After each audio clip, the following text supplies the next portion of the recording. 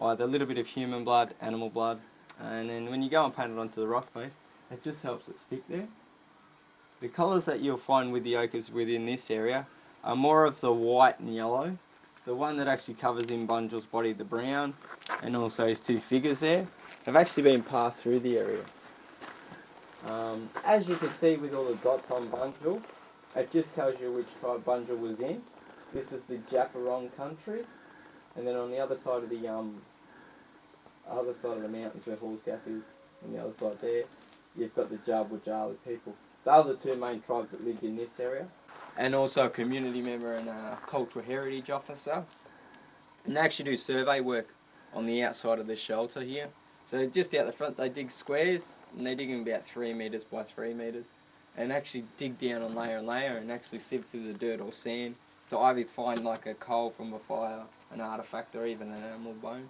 And then they can kind of date them from there as well. But you'll find in the Grampians itself, the sites range from 5,000. The oldest site that we've got in the park is 40,000 years old.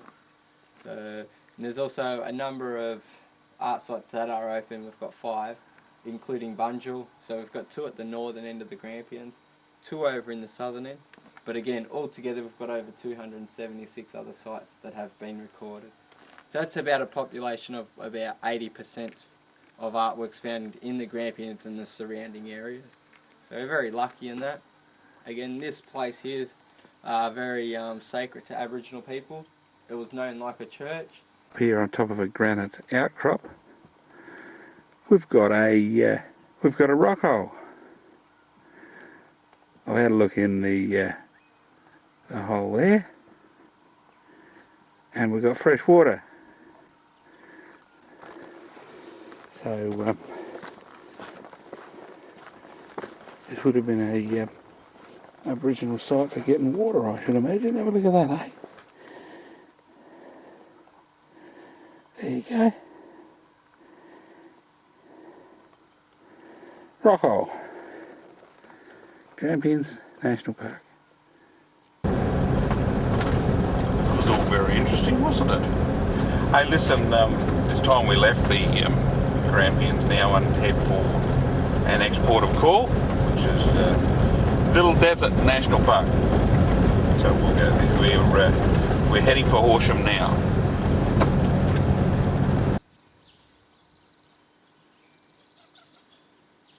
Campground south of Kayeta. Little Desert National Park, eastern section. Parks and Wildlife have been busy putting plastic bags on the ground here.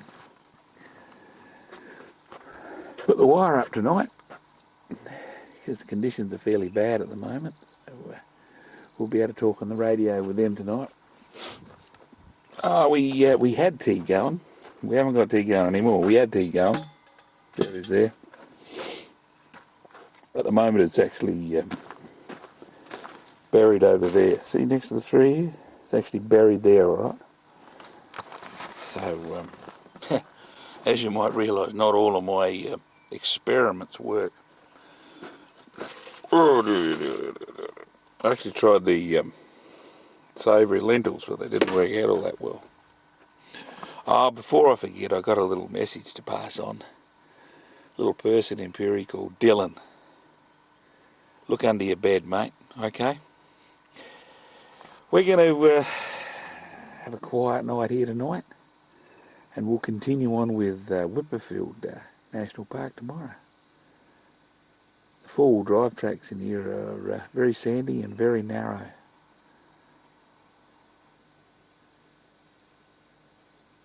Beautiful and quiet. Heard a kookaburra a minute ago, but they're not going to play on call for me, are they? But wasn't that balloon flight good, eh? If you go to Coles Gap, book a balloon flight, alright? Absolutely magnificent. I know you only saw a little bit on the video, but you're busy looking around and taking pictures and saying, look at that sheep and look at that mookie move, and is that a dog I hear barking? And it gets very, very busy during the landing for some reason. So, yeah, I didn't like looking down too much. Afraid of dropping me lunch before we landed in the balloon. Oh dear, oh dear, oh dear. Yes, Alan Ramsay. Good bloke, good balloon flight. Trust me. Trust the intrepid explorer. Has he ever steered you wrong? There you go. We'll see you in the morning. And Hayden has promised to tape. Hayden has promised to tape this if the signals are good, and he said the signals are good. So I think Hayden will be taping this. So X-nay on the pizza A. Right, okay, and you didn't have to mention the delivery person that delivered the foregone pizza? Storm. Stormy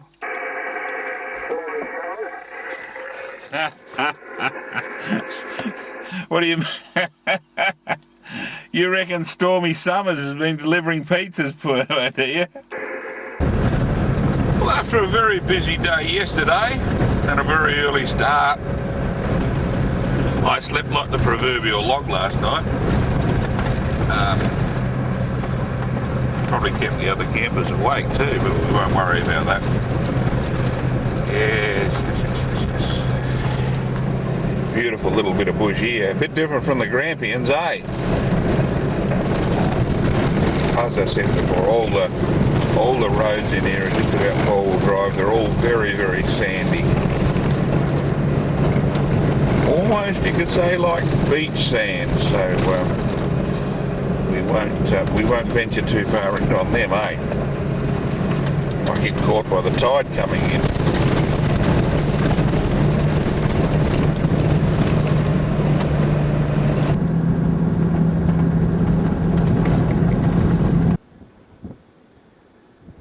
This quite desolate sort of landscape is actually the surface of Lake Hindmarsh. There's the shore of Lake Hindmarsh running around there, and we're actually sitting on Lake Hindmarsh. We're actually parked on Lake Hindmarsh at the moment. The old Nissan Dowdy sitting on Lake Hindmarsh. There you go. Lake Hindmarsh is quite a large body of water up near Rainbow in the central western Victoria, and you can see down there we're actually getting dust storms and that on the lake.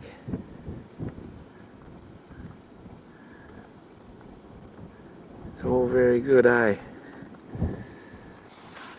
Yes, I'd like to come back here one day when there's a bit of water. Lake Hindmarsh holds a significant amount of water. I looked at a sign back there, and the average depth is 6 metres. So at the moment I'm sitting in sitting in up to 20 feet of water here. It's a little bit dry. It's a little bit dry. A little bit different from the Grampians. Hey, you saw that little creek running down there by the Grampians?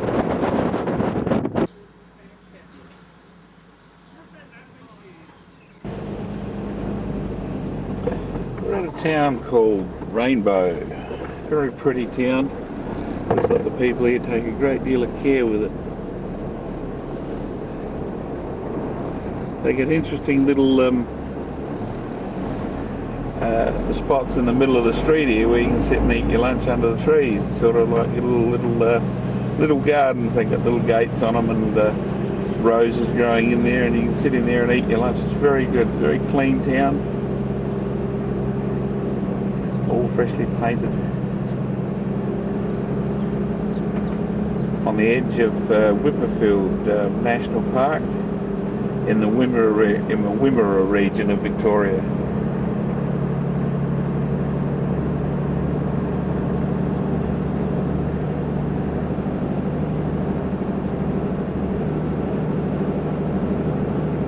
There you are, the town at the end of the rainbow.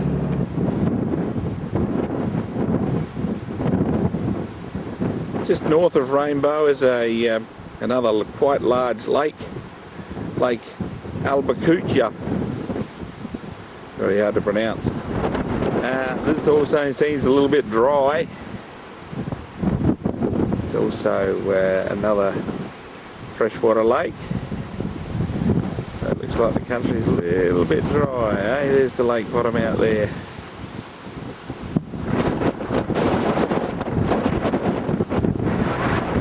A little bit desolate.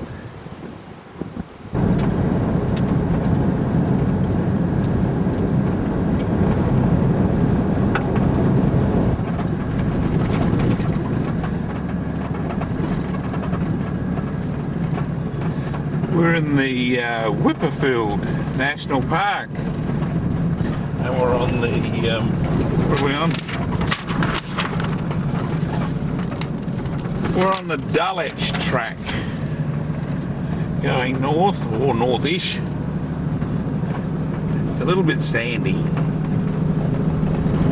It's a little bit windy outside.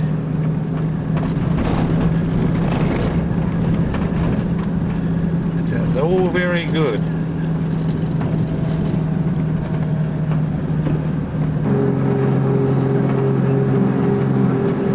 I got stuck on the last dune back there. I've now let down the tyres. 20 pounds front, 25 pounds back. Still gives me a little bit to go.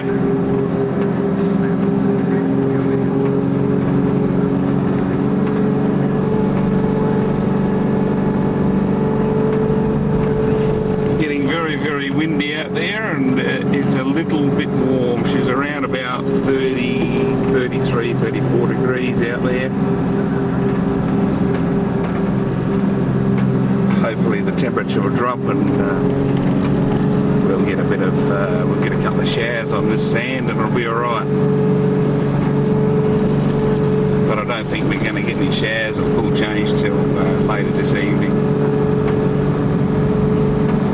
Nice run through here, beautiful countryside, very, very dry.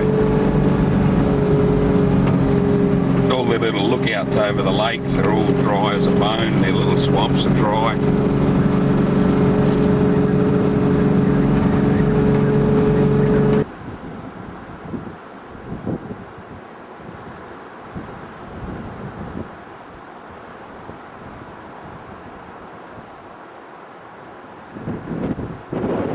Let me present you with Snowdrift, a large white sand dune in Whipperfield National Park. Tell you what, I'll be battling to get the old dowdy up there, eh?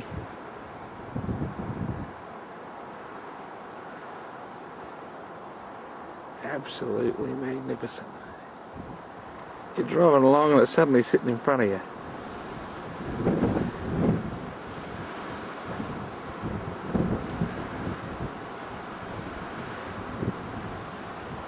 Still fairly warm.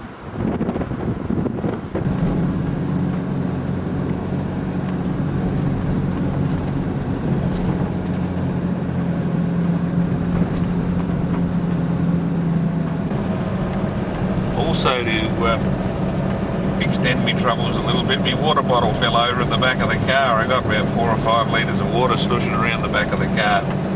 It's a little bit damp back there, but at least with the hot weather it's drying out.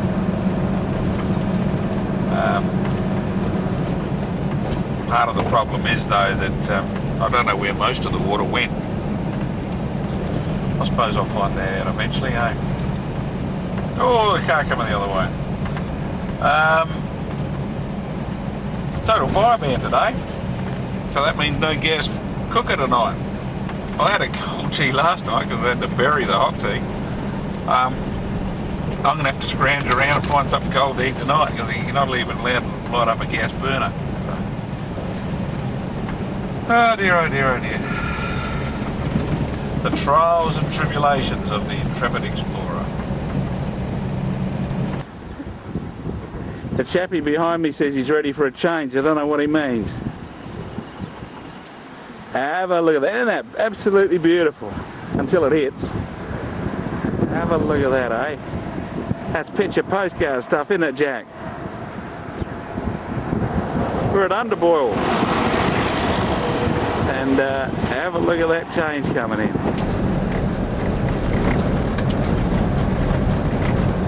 It's fairly dusty still. Got a pipe from Underbowl to have for tea because we can't light our burner tonight. Have a look at this, mate. Have a look at this. I'm getting all sorts of weather on this trip, eh?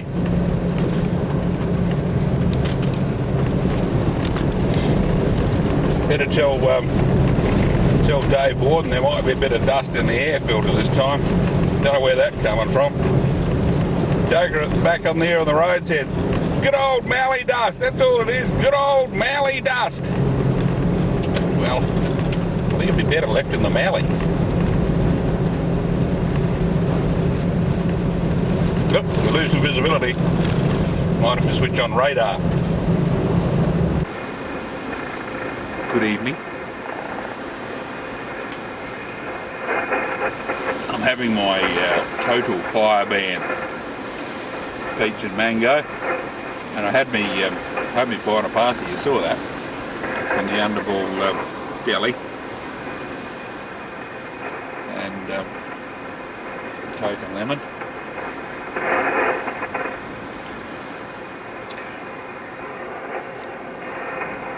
Just wait here on the radio for Ed to come in. He said he may or may not come on the radio tonight, so we'll see. Lying fairly well out here. We're camped for the night. Well, parked for the night. Pink Lakes, Murray Sunset National Park. And what do we got out here? We got trees being blown around. We got a towel hanging on the bull bar of the car waiting to dry out. Cause you remember I told you I had some water spillage in the car, like 5 litres of water. Well, it all got into one of the towels, I think, and the towel was pretty wet. So we got the towel hanging on the front of the car at the moment, drying out.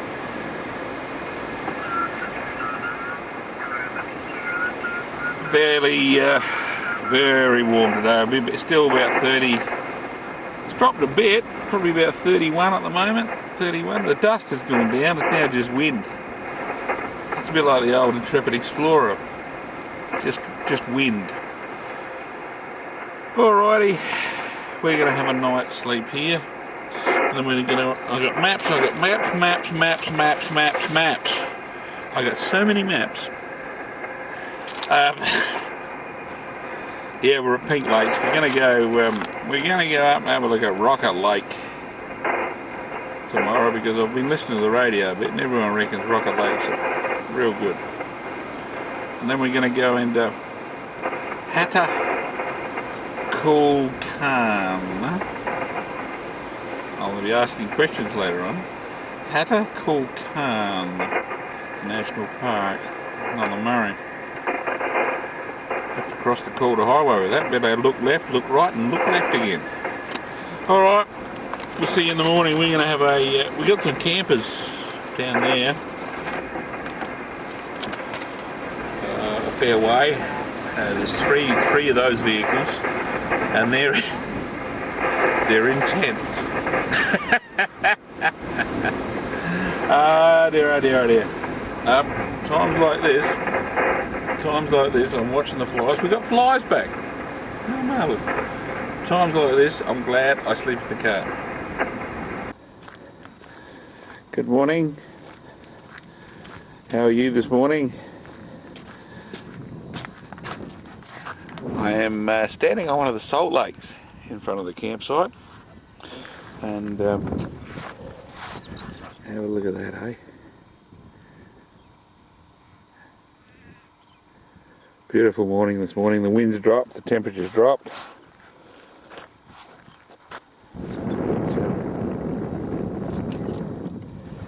These salt pans are fairly hard. A little bit soft on the top, see that? Get these salt crystals up. They taste salty. And have a look at that, hey? Quite hard to walk on. You can quite imagine how they do the car commercials and run around on these things. It's fairly hard.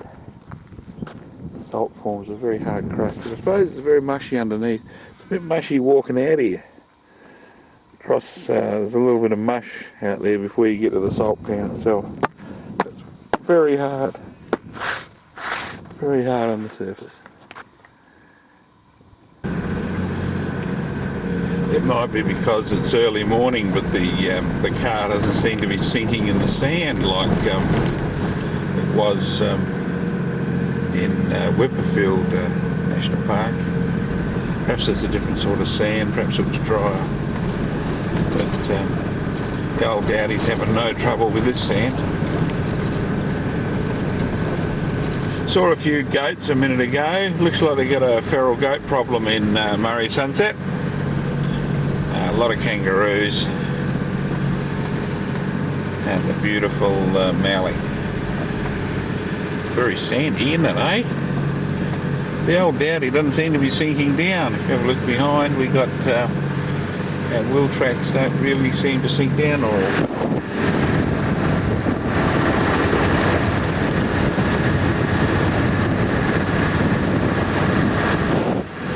we got spinifex now. Didn't see much of that before. It must be getting a little bit drier. Spinifex is taking over from the shrubs.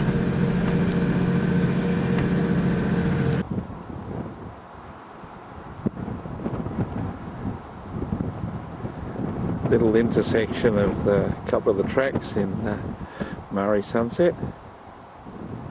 It's a magic little spot here. The wind's just popped up. When I pulled up there wasn't much wind. There's the old Nissan Dowdy with its deflated tyres. And it's an absolutely magnificent spot here. Have a listen to the trees here. You've got a lot of eucalypts over that side. The soil must change a bit. We've got a lot of the casuarinas and that over here. Have a listen to the wind whistling through the leaves. It's absolutely beautiful.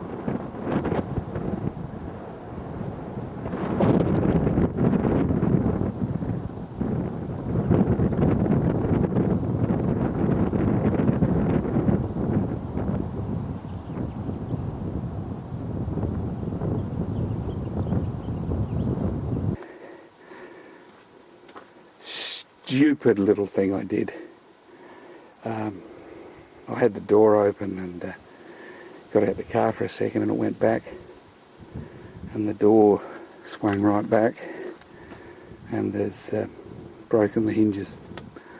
So I'm now trying to bend the door back up on the hinges that are left so I can shut the door.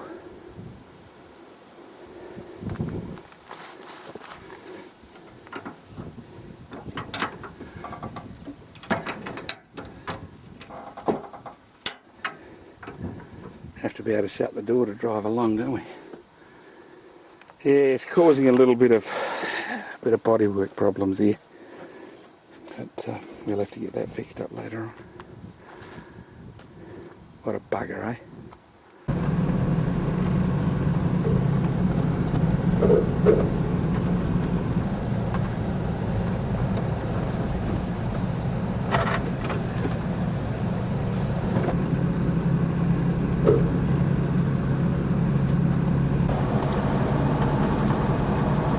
I've just crossed the Calder Highway and I'm now in the Hatta Kulkyne National Park, and we're going to buzz around in here for a little bit and go up and have a look at the River Murray. Yes, we're that high in Victoria, we're up to the River Murray, so we'll be able to see that in a minute, eh?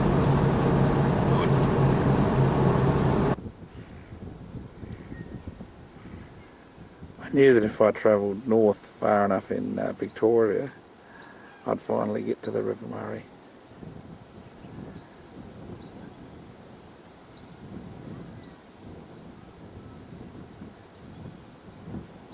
Beautiful spot here.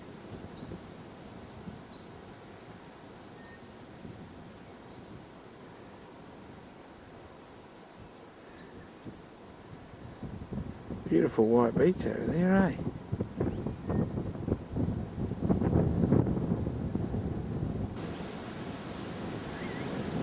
I just pulled up to have a look at this spot on the Murray.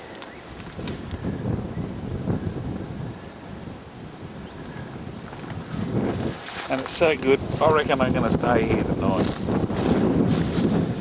So I'm going to sit back here. Oh, and I'm going to watch that scene for a while. And we'll catch you later. See, the little hinges there are pulled away from the bodywork. But I think that all things considered, I did a damn good job to get this door back on. Mind you, there was a bit of secondary damage here. But have a look at this, eh? Have a look at that. I don't reckon that's too bad. Because I've pulled that out, and I've pulled that out. I've pulled this panel out to match it. Oh well.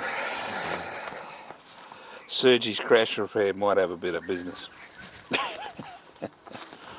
Nothing can be done about it now. Have a look at that, isn't that magnificent? I told you I was going to camp here the night, you didn't believe me, did you? It's bloody beautiful and quiet here. Even the flies haven't heard of this place. Don't tell them. It's not a big tree here, have a look. That must be one of the biggest trees. What have I got for tea tonight? You knew this was coming, didn't you? I got some, oh God, plum rose deli ham. I found these in the supermarket the other day. They're good. Mild curry, lime and coconut. Mixed vegetables in a mild lime and coconut curry sauce, simple to heat. Dinner in 10, 97% fat-free, serves for 2. Well, that suits me down the ground, doesn't it? Anyway, I've chopped up the little bits of ham and I've added a bit of pepper. I don't think it needs any curry. I was going to put some couscous in it, but I had a look around and my little container for spare food's missing. So what I got there I have to eat, or bury. I've had a taste, I'm not burying this one, alright? I like the savoury lentils. They look good on the shelf. And the serving suggestion didn't look too bad, but the taste test, they just didn't stand up to the pace. Have a look at that. Alrighty. We'll sit here tonight, have our tea. We've got to do our sked with Ed in a minute too. Left a couple of messages on his answering machine today. We'll see whether he hears them. And we'll see how we go. Bye. The high-rise city wakes. The pelicans are fishing across the southern lakes. The boil a friendly billy. Advance Australia Fair. And welcome Sunday morning when Macca's on the air. Good morning on this National Day of Mourning. I'll let you know where commemoration services are on around Australia this morning, and we'll talk to you. Our number's 9333 1020, 02's the code. You can reverse them. I'll take you out to Milby. The Milby Sports were on yesterday. It's a great little Australian, well, not institution, but I'll tell you about it. You'll meet some people and I'll talk to you. It's heading into Mildura on the Calder Highway.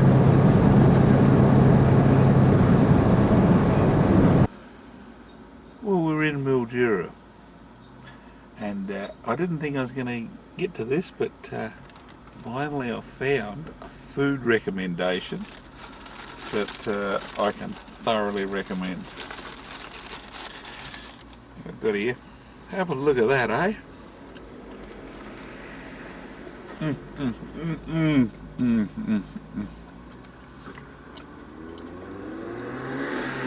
This is good. What it's called It's called a bushman's roll, and they a little bit like a cheeseburger. Before you take it out the shop, they give it a bit of a squash with the heater, toaster. It's got cheese, tomato, beef, and raw onion. And the sauce you die for. What can I say? It's even better than Subway.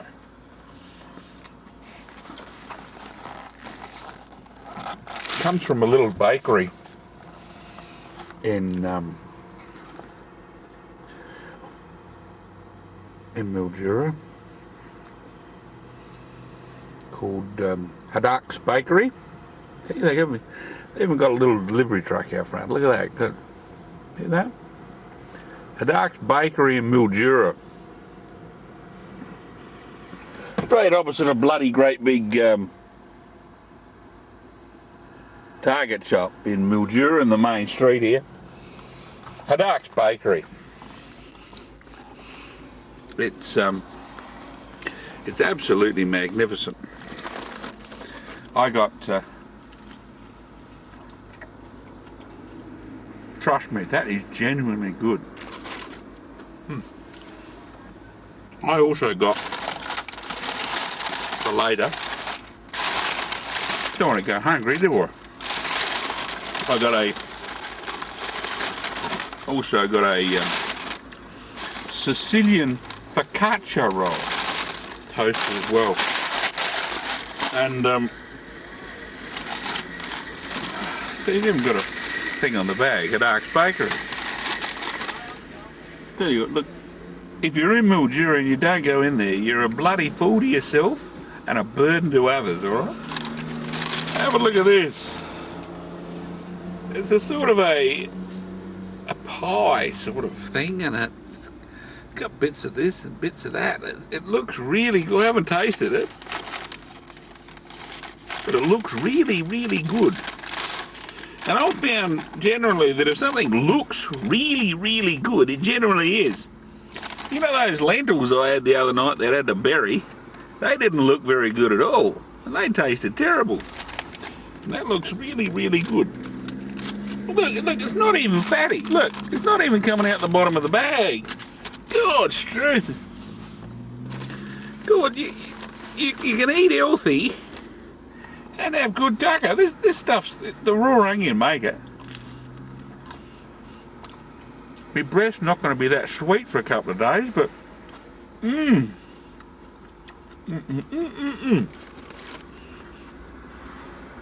And yeah, that's going very well. Haddock's Bakery in Mildura. We got our fuel, and now we got to find a way out of Mildura and make our way to Lake Mungo.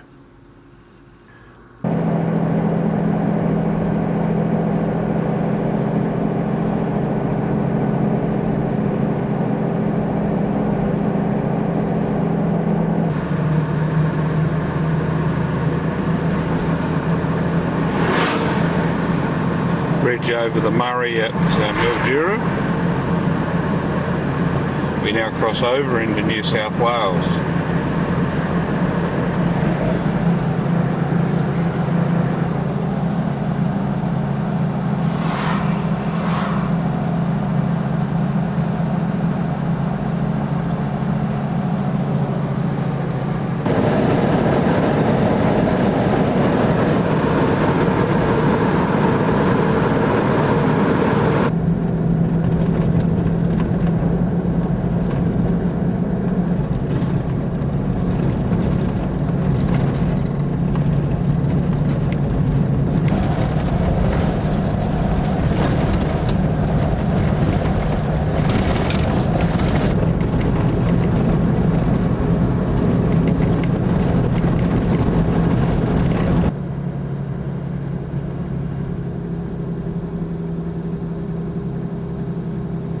This is Lake Mungo.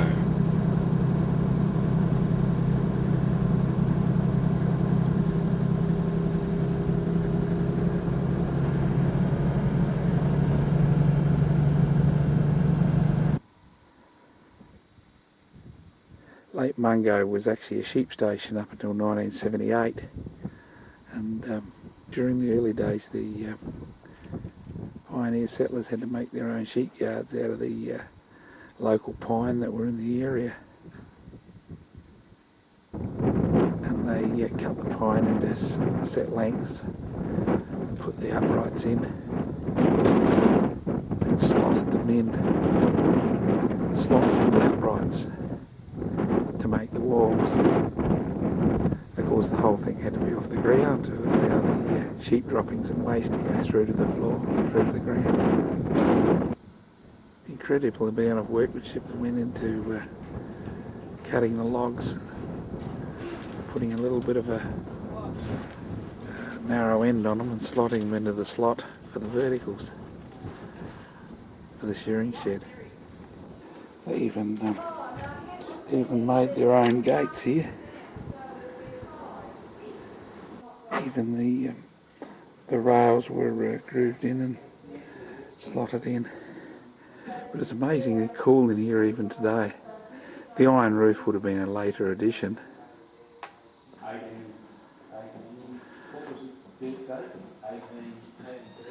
Built in the early 1800s. Still lines up pretty well, eh?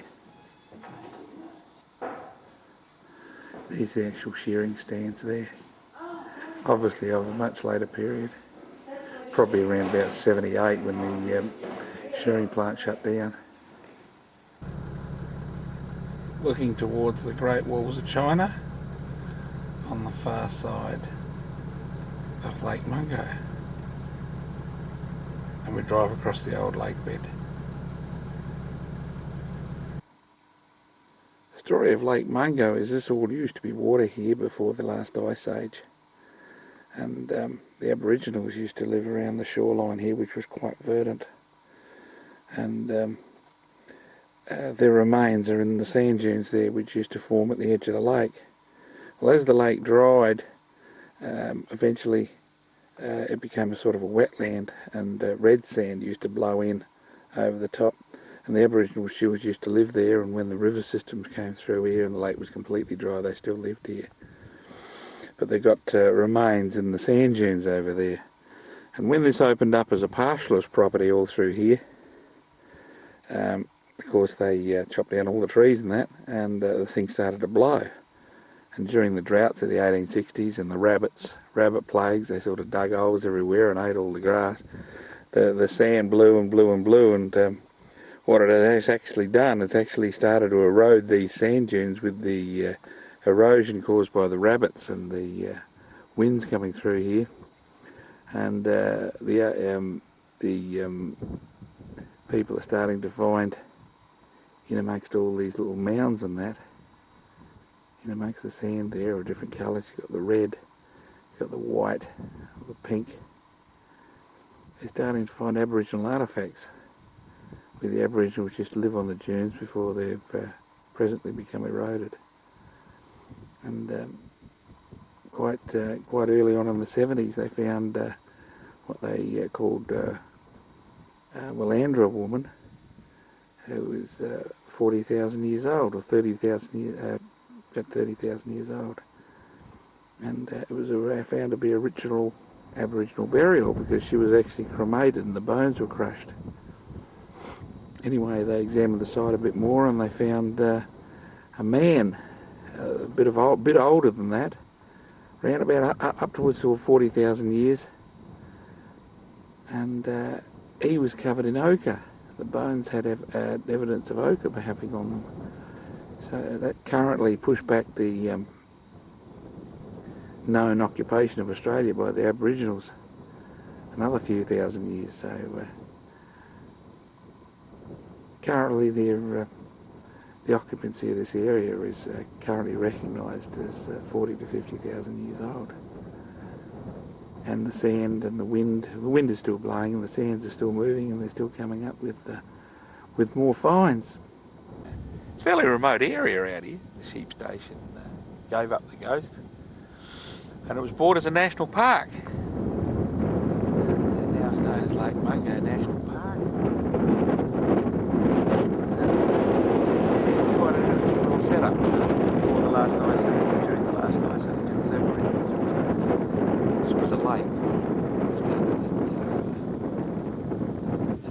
They're finding a lot of extinct animal bones as well. The old big marsupials. It's quite an interesting archaeological area.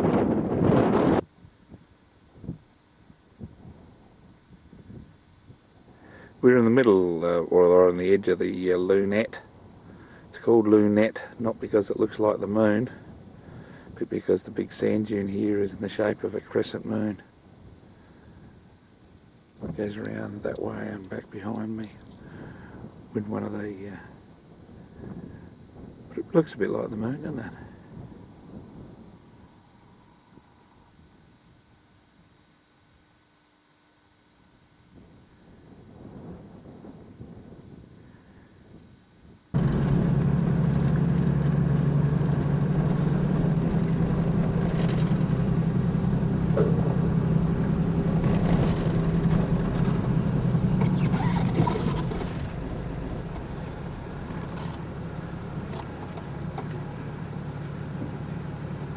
Little lizard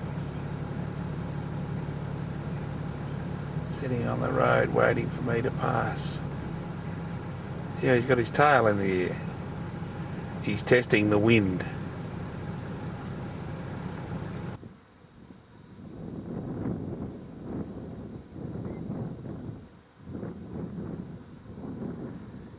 We're now on the lee side of the lunette. And that's answered my question as to where all the sand went that got blown out of those blowouts on the western side. We're here at a stagecoach changing station. One of the wells here, used by Cobb and Co. It's caged off here and it's only used by the local bees here at the moment.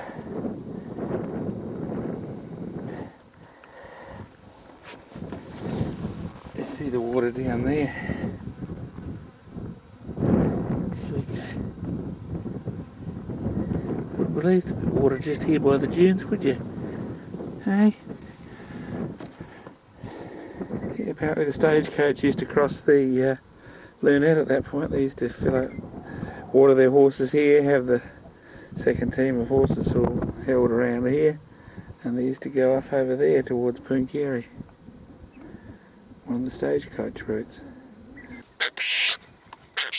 That's all. Very nice. They're eating the, I've given them a bit of bread, but I don't think I should give them too much bread.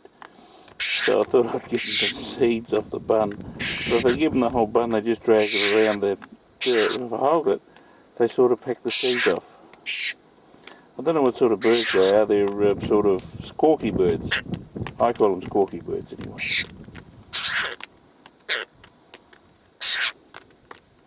They're having a great time here, eh?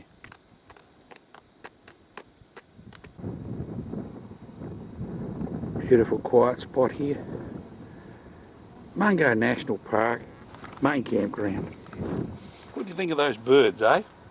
Oh, I don't know what those birds are called, but if you know what those birds are called, you drop me a line. Bendigo Ballooning, P.O. Box 627, Bendigo, Victoria 3552. Drop me a line if you know what those birds are. What do we got tonight? We got a mild curry, Caribbean style sweet vegetable curry inspired by the tropics. Simply eat and serve. Dinner in 10 minutes, 98% fat-free, serves too. What we got that cooking away there. And underneath, we got a little sachet of couscous. Ah, you heard right, couscous. The old Ian Phillips couscous. Yes, we'll cook that up and we'll put that couscous in with the mild curry. And she's gonna swing tonight, I tell you. On the little whip. So you should be receiving me all right, and I hope old L50614 found his way up here. I dare say he'd be scouting around, mate, with our impressive signals into the airways, mate. I dare say he'd be around. You mean he just tunes up the band and we're probably splattering him? Yeah, like the old days, like, you know, when there was about 10 kc either side. If wide as a barn door, I think they used to call it. I think your signal still resembles a barn door, doesn't it? So do the occupants. Now. Long as your entertaining area is up to scratch, that's the main thing. No, we should be Lake Medindi tomorrow night. Lake Medindi tomorrow night, and then we should be able to make it back in one day, over. Oh, right, okay. So she's going to be, home by Wednesday, mate. Should be home Tuesday, today's Sunday. Tuesday evening I should be home, over. Good morning. We're on our way from Lake Mungo to Pooncarie, and we're into the station country, and there's a lot of kangaroos around.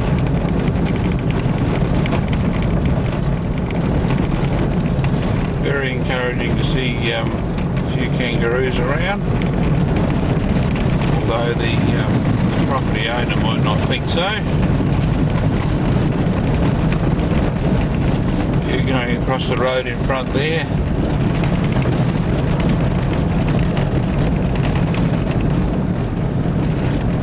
There's a few with joeys too, so probably been a good season for them. Probably knocked them back a bit when the lack of water hits, but we've got a couple of big red ones here up ahead, over there.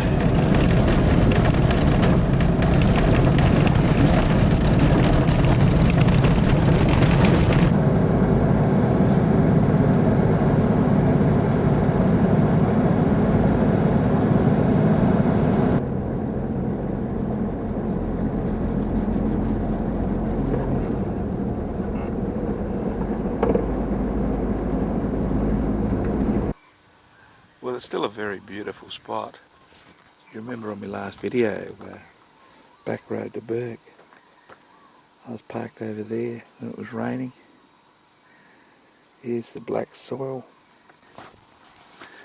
and remember I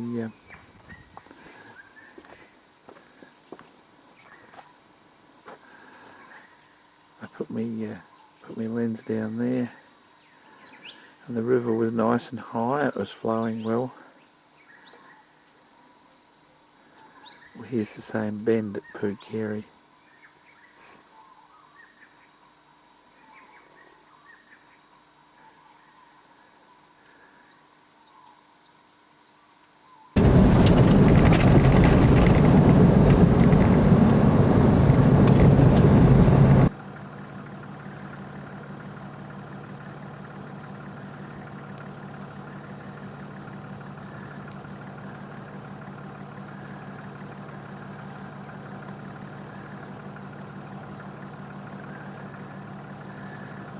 He is big.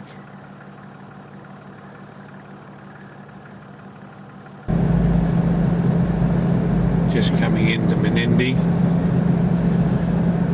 There we see on the left hand side the famous grapes of Menindee. Why they grow grapes at Menindee?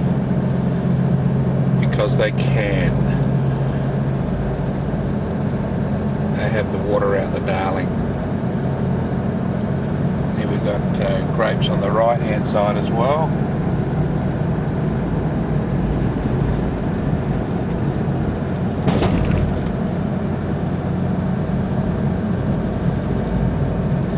Menindee's only a small town, 3 or 4 streets, and that's about it. Well, I'm amazed. You remember last year on River Road to Burke, I showed you the gateway at the start of the Darling, where there was, the water was coming out of Lake Medindi and being funneled through to the Darling, and the Lake Medindi was sitting there. Just to show how dry it is at the moment, where the lake water was, we've now got emus and animals roaming around.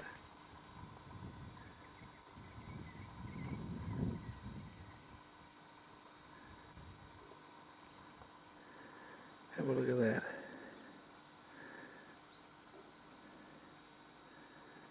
That was the water inlet for the Darling. And that out there last year was Lake Medindi. Amazing. Amazing. We're taking a little bit of a drive through Conjigo National Park. This is the road alongside the river. The Darling River's just over there. It's a beautiful drive through here. Absolutely magnificent. You got the River Darling over there. That green bit at the bottom of the banks there is the water. Not as low as what I thought it would be. I thought it would be a lot lower, but she's not too bad. But by jingoes, the lakes are low. We're going to have a look out at Sunset Strip later on. The shacks out there. And we've got to go out to Burke's campsite too on the and a Coppy Hollow.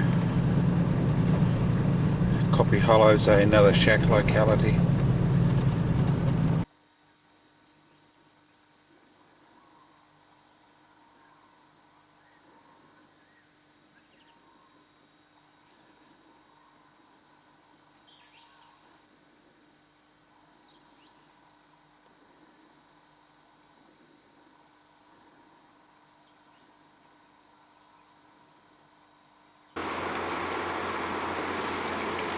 We're looking at the connecting channel from Lake Medindi to Coppy Hollow.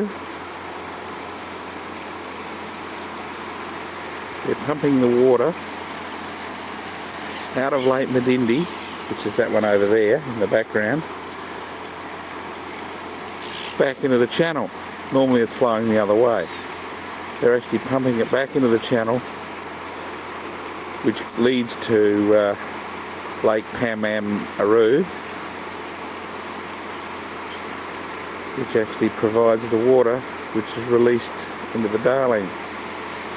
So they've got three lakes here, Lake Medindi, Coppy Hollow and Lake Pamam-Aru. They're actually draining Lake Medindi and pulling the water back into Lake Pamam-Aru.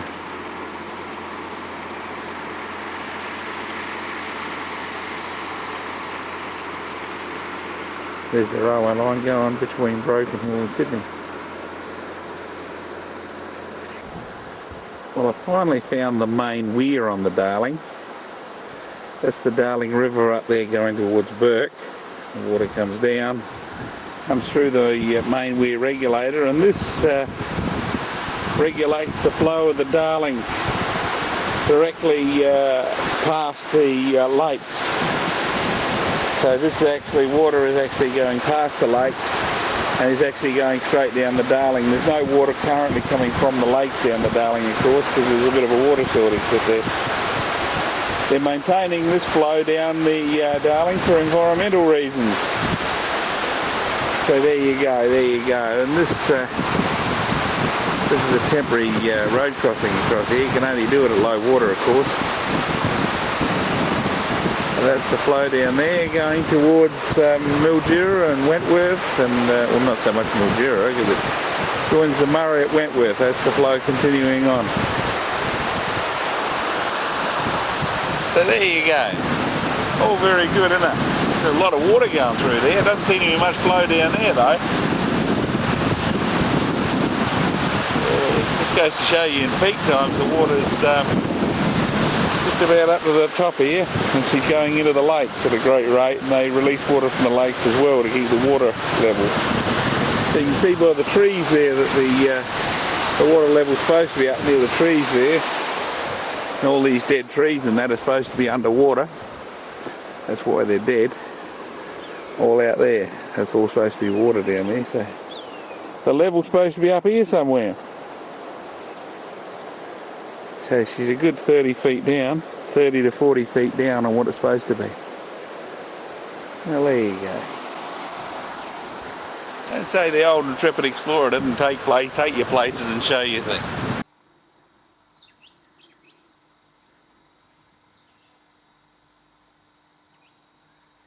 Have a listen to those birds singing, it's absolutely beautiful.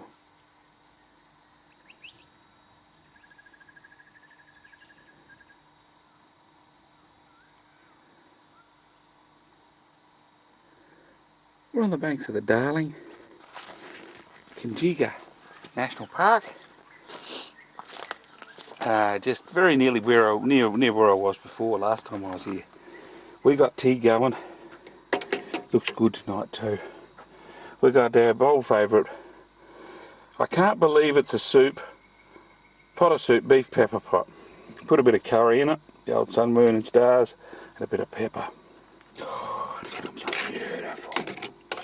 Beautiful. And we're going to bang a bit of rice. We've got some rice going down there, so we're going to put some rice in it. So we've got some rice going as well. Put that in there. Got some rice going as well. And we're gonna cook up that. Oh, the $50 note. I originally was going to drop it from the balloon during the balloon flight, but dropping material from balloons is not a way to make friends and influence people. So I didn't do that. So I thought I'd bury it at Lake Mungo and have a look at that. That's beautiful, lad.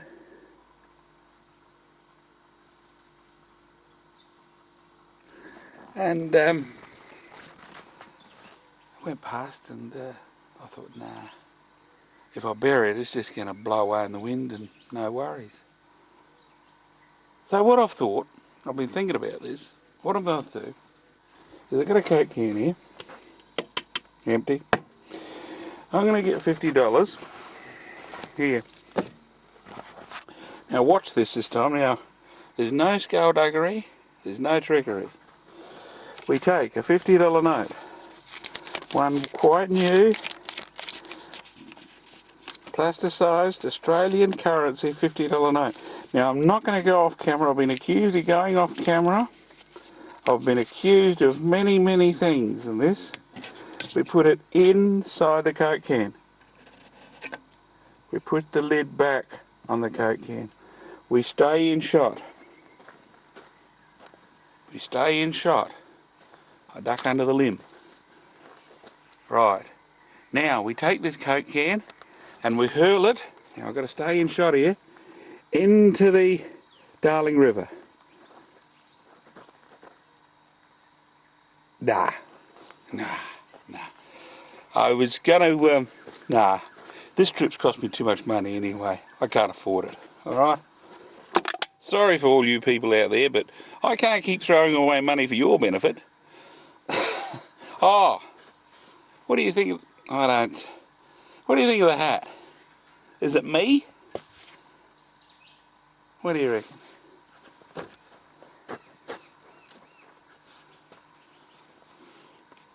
I reckon that's me. I'll get rid of that. Look at that. Hey, here it goes. Right, it's gone. Gone forever. I should have thrown that in the Darling, shouldn't I? Look at that. A meal fit for a king.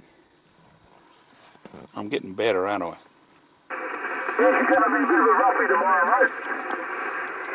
Bit of a roughie matches me here, don't it? Yeah, you could say that, mate. You could say that. Yeah, it's going to be a dirty old day tomorrow, mate. A dirty old day. Speaking of a dirty old day, I reckon I've hit the wall. So, in what way? Wow, don't get too close. How you trying to hose off someone's front lawn? I don't think they'd appreciate it, me sudsing up. Oh, they've probably seen worse. Then again. I doubt it very much. On the banks of the Darling tonight, Darling. Right, okay, I'm going to take that one. Hayden, get this down for posterity, mate. I sincerely hope you've got your recording going. Sounds like someone's stepping out of the cupboard or the closet.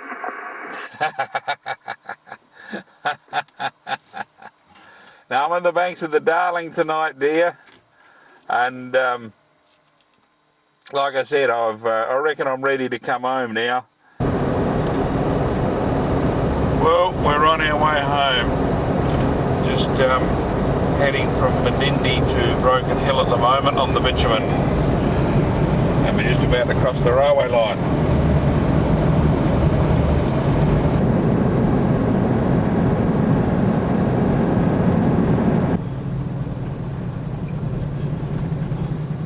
Broken Hill's a sleepy town at 7:30 in the morning, isn't it?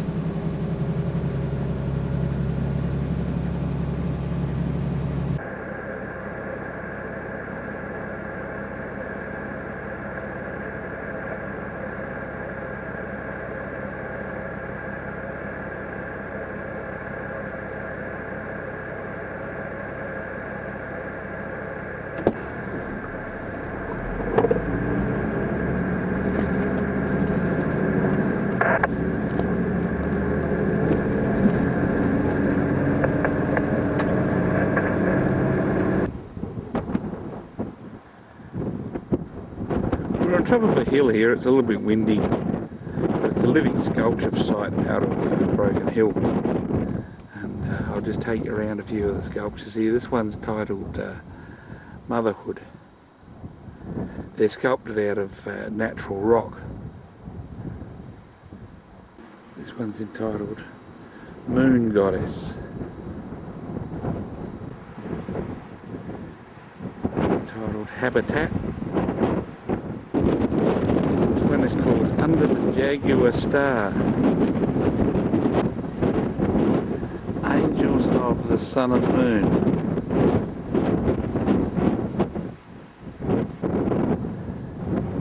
This one's entitled A Present for Fred Hollows in the Afterlife. This one's called Rainbow Serpent.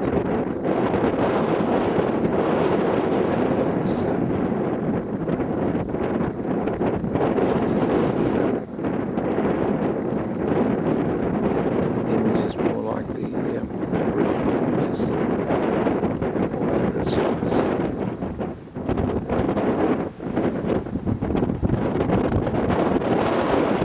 Beautiful, isn't it?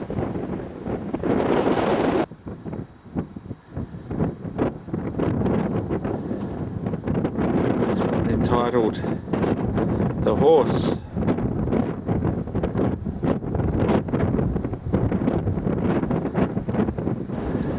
This whole spot up here is a beautiful location for all these. Absolutely magnificent. Absolutely magnificent. Right on top of the hill. And Broken Hill is just down there.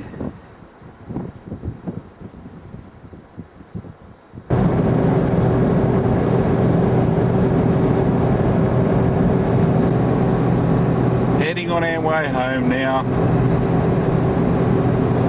We're not going to get stuck on any more beaches. We're not going to tip any more water over in the back of the car. We're not going to open the door and the car's rolling backwards. And we're not going to hit our head on overhanging limbs while we're filming.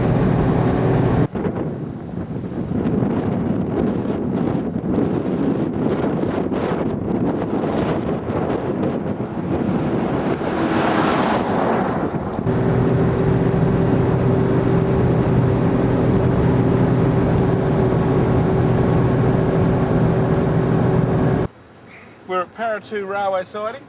There's the road that goes to Broken Hill. And we're going that way to Port Pirie. Been a good trip. Everything hadn't gone as planned. We've had a few minor difficulties. Yeah, last time I ended a film here, I'd come down through Innaminka, Birdsville, Mullyangary Station through the border. This time I'd come up the border from Rome and come up this way. Sort of rounded things off. Also wanted to travel on that road I got stuck on last time up at on the way to Lake Medindi. Balloon flight was good, wasn't it? Yes. Even though the old Intrepid Explorer is afraid of heights, I must admit that the balloon flight was good. Just don't look down, alright? Don't look down. We're going to end this video here, and Hope you enjoyed it. Hope it wasn't too long this time.